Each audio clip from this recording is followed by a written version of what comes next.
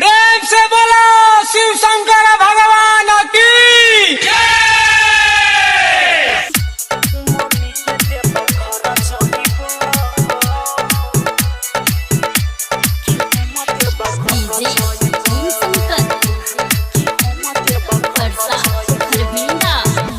Mummy के देव घर चहिब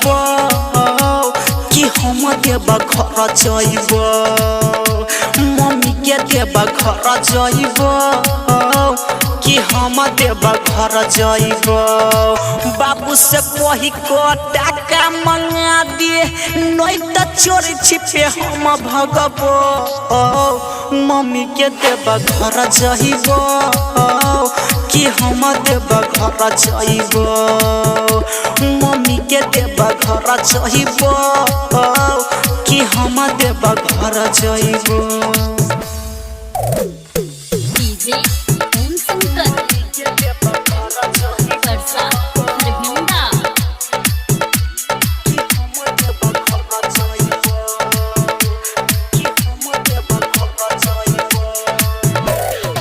सबटा संगी साथी हमर जाय छै लक काने पर कामर सबटा संगी साथी हमर जाय छै लक काने पर कामर मम्मी के देव घर जाइब कि हम देव घर जाइब बाबू से कही को टाका मंगा दे नहीं तो चोरी छिपे हम भगब मम्मी के देव घर जाइब कि हम देव घर जाइब मम्मी के देव घर जाइब कि हम देव घर जाइब सुन ले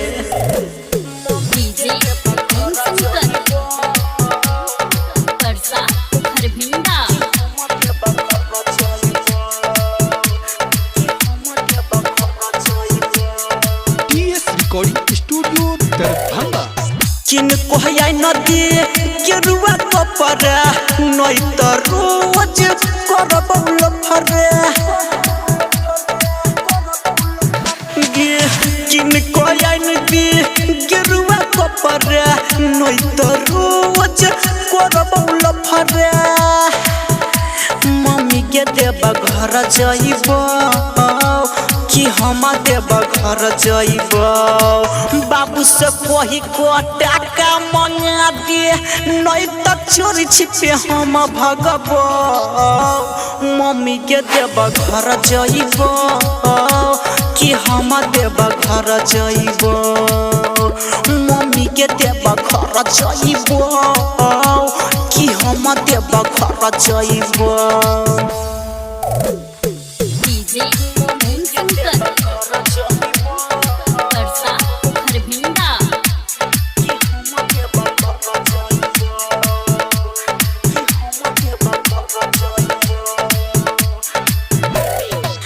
कहे छो राइटर बउआ तोरे गरलै भेलै पैरी में रोरे कहे छो राइटर बउआ तोरे गरलै भेलै पैरी में रोरे मम्मी के देव घर जाइब मम्मी के देव घर जाइब बाबू से कही को टाका मंगा दे नहीं तो चोरी छिपे हम भगब मम्मी के देव घर जाइब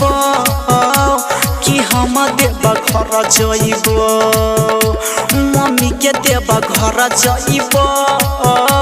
कि हम देव घर जाइब सुन ले।